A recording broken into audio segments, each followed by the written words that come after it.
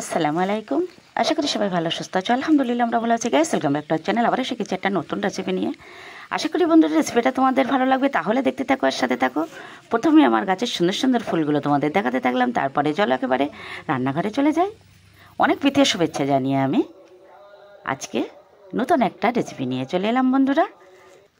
ভীষণ গরমের মধ্যে কিন্তু আমাদের সবারই খুবই কষ্ট হয়েছে, কিন্তু এখন কি সুন্দর বৃষ্টি হয়ে একেবারে আমাদের পরিবেশটা একেবারেই ঠান্ডা করে দিল বন্ধুরা। এখন কিন্তু আমরা সবাই বেশ ভালো আছি।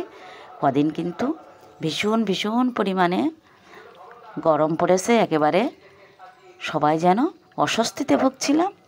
দেখো মহান আল্লাহ পাক কি সুন্দর আমাদের রহমতের বৃষ্টি দিয়ে একেবারে পরিবেশ চারপাশ সব কিছু যেন একেবারে ঠান্ডা শীতল করে দিয়েছে।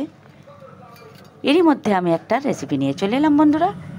একেবারেই টাটকা রুই মাছ দিয়ে আমি আজকে বানিয়ে দেখাবো পটল আলুর পাতলা ঝোল। একেবারে টেলটেলে ঝোলটা আজকে আমি বানিয়ে নেব। প্রথমে আমি ফুলটা দেখিয়ে নিলাম, তারপরে কিন্তু আমি সোজা উনানে এসে এক সাইডে ভাত চাপিয়ে দিলাম, এক সাইডে কিন্তু আমি চাটুই বসিয়ে দিলাম। দিয়ে কিন্তু আমি জ্যান্ত টাটকা সেই রুইটাকে আমি সুন্দর করে ভেজে নিলাম। এখন আমি একটা সুন্দর কড়া বসিয়ে দিয়েছি। কড়াইয়ে দিয়ে দিচ্ছি পরিমাণ মতো তেল। তেলটা এখন গরম হয়ে যাচ্ছে বন্ধুরা। তাহলে আমি একে একে সব মশলাগুলো দিয়ে দিচ্ছি। একসঙ্গে কিন্তু আজকে আমি মশলাগুলো দিয়ে দিলাম। মশলাগুলোর মধ্যে আছে কিন্তু লঙ্কা বাটা, জিরে বাটা, রসুন বাটা, একটু কম আদা বাটা, আর দিয়েছি কাঁচা লঙ্কা, আর দিয়েছি একটু রসুন বাটা। এখন আমি সুন্দর করে কেটে রাখা আলুগুলো দিয়ে দিলাম। আলুটা কিন্তু বন্ধুরা একটু ভাজা ভাজা করে নেব, তাহলে কিন্তু টেস্টটা দুর্দান্ত হবে, যেহেতু জ্যান্ত রুই।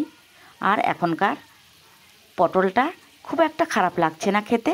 জ্যান্ত মাছ যেখানে পড়ে সেখানে কিন্তু সবজিটা খেতে অসাধারণ টেস্ট হয়। আর আমিও সেই রেসিপিটাই তোমাদের সঙ্গে ভাবলাম তুলে ধরি।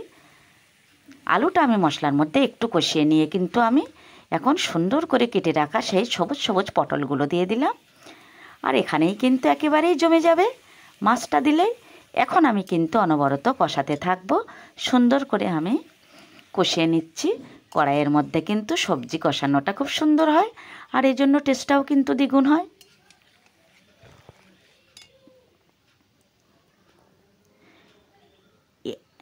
এতদিন ধরে গরমে হাঁসফাঁস হাঁসফাঁস করছিলাম, যেহেতু বন্ধুরা একেবারেই রমজান মাস গেল, তারপরেই কিন্তু এত গরম পড়েছে। প্রচণ্ড গরমে কিন্তু আমরা সবাই হাঁপিয়ে উঠেছিলাম।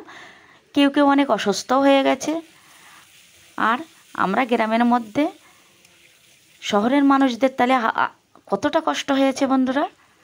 গ্রামের মধ্যে তো আমরা একেবারেই থাকতে পারছিলাম না, তাহলে শহরে তাদের কি অবস্থা হয়েছে। এখন একটু সুন্দর বৃষ্টির মধ্যে কিন্তু ওয়েদারটা একেবারেই নরম হয়ে গেছে, আর কিন্তু আমাদের খুবই ভালো লাগছে। এখন আমি অনেক গল্প করতে করতে কিন্তু পটলের মধ্যে একটু জল দিয়ে ঝোলটা দিয়ে কিন্তু ঢাকনাটা দিয়ে দিলাম। এটা কিন্তু সিদ্ধ হওয়ার জন্য দিয়েছি বন্ধুরা। ঢাকনাটা খুলে আমি সুন্দর করে একটু নাড়িয়ে নিচ্ছি। এখন কিন্তু এই ঝোলটা শুকিয়ে গেলেই আমি ফাইনালি ঝোলটা দিয়ে দেব।